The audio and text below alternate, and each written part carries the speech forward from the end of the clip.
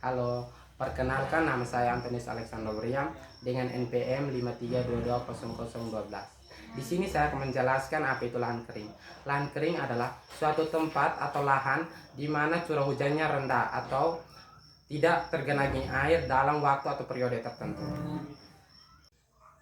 Ciri dari lahan kering ada 6. Yang pertama, faktor pembatas air, artinya intensitas curah hujan yang rendah yang menyebabkan kemampuan tanaman untuk bertumbuh dan berkembang tidak dengan baik.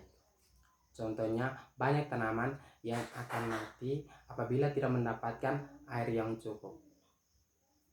Yang kedua, variasi tanaman yang sangat terbatas. Artinya, hanya beberapa tanaman saja yang bisa hidup di lahan kering.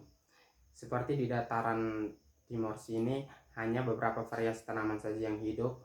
Contohnya seperti pohon putih, gamal, dan kayu putih.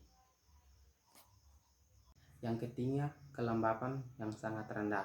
Artinya kondisi di mana di udara memiliki kelembapan yang sangat rendah atau mengandung air yang sangat rendah. Contohnya apabila tanaman padi mengandung air yang sangat rendah, maka dia akan kering dan mati.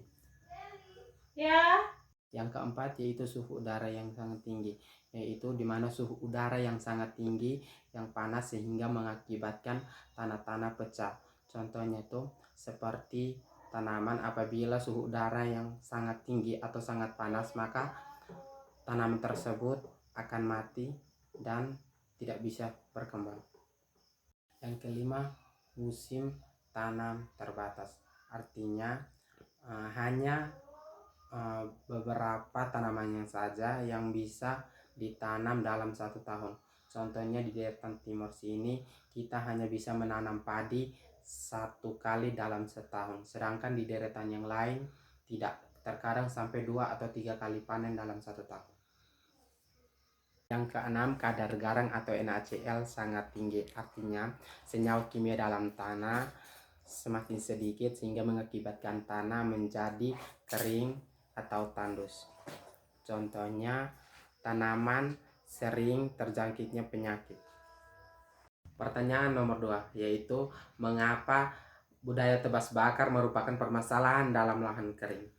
Alasannya karena pada saat melakukan tebas bakar, maka tanah-tanah yang sudah kita tebas dan kita bakar akan mengakibatkan tanah menjadi tidak subur atau unsur-unsur hara yang berada dalam tanah menjadi kurang, sehingga tumbuhan yang berada di tanah tersebut menjadi tidak stabil atau tumbuh dan berkembang tidak stabil.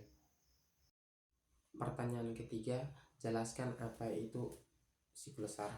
Siklus hara adalah siklus yang mengandung di dalam tanah sehingga tanah menjadi lebih subur atau menjaga kesuburan dalam tanah. Siklus evapotranspirasi adalah siklus ini bertujuan untuk menjaga keseimbangan sistem dan untuk menjaga pemakaian air yang berkelanjutan sehingga tumbuhan menjadi baik dan bertumbuh berkembang dengan baik. Siklus biogeokimia yaitu siklus untuk menjaga keseimbangan dan ekosistem agar manusia menjadi ketergantungan terhadap tumbuhan. Siklus evapotranspirasi adalah suatu siklus untuk menjaga keseimbangan dan keadaan tanah. Pertanyaan keempat, jelaskan konsep pembangunan sumber daya lahan kering di wilayah timur secara berkelanjut. Secara berkelanjut dibagi atas 3, yaitu yang pertama aspek ideologi, yaitu lahan sering menjadi bagi spesies-spesies yang unik yang telah beradaptasi dengan kondisi kekeringan. Yang kedua yaitu aspek ekonomi. Aspek ekonomi adalah daya alam dalam lahan kering yang mengandung sumber daya yang sangat berharga seperti mineral, energi, dan tanaman dan obat-obatan. Yang ketiga itu aspek sosial budaya. Aspek ini mengandung arti bahwa masyarakat yang tinggal di lahan kering sering memiliki budaya dan gaya hidup yang unik dan berkaitan erat dengan kondisi lingkungan di sekitar mereka. Hanya itu penjelasan singkat dari saya. Sampai bertemu lagi di lain waktu.